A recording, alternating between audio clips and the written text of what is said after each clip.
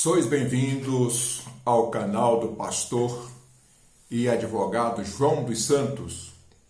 Hoje nós vamos falar sobre um assunto muito importante, que é a função do pastor segundo o coração de Deus.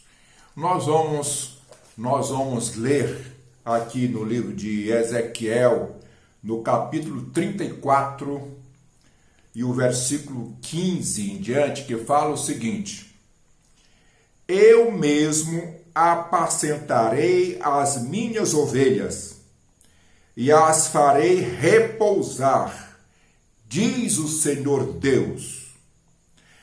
A perdida buscarei, a desgarrada tornarei a trazer, a quebrada ligarei, e a enferma fortalecerei, mas a gorda e a forte destruirei.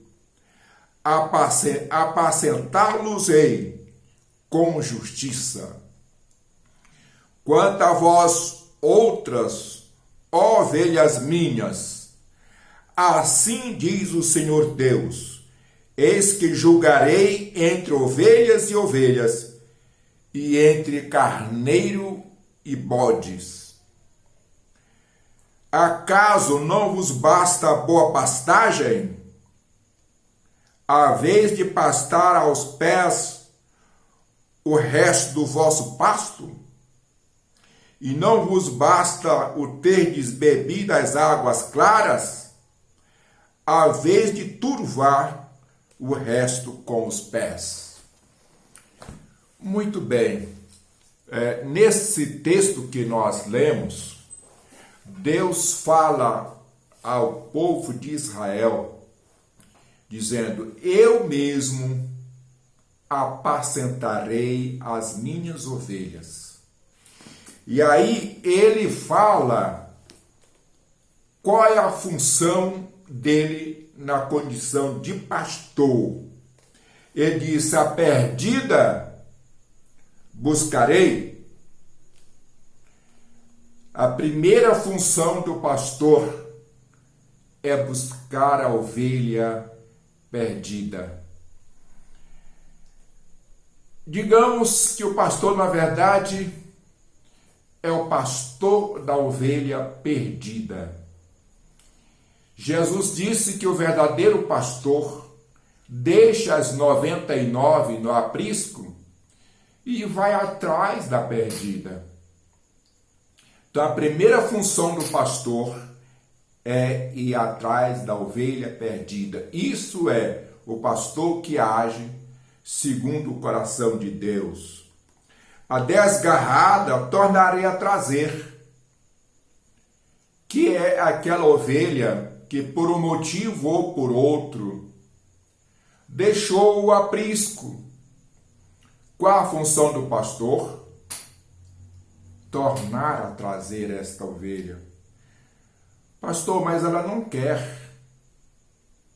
Ela não quer. Ora, ela não quer pelo seu próprio espírito.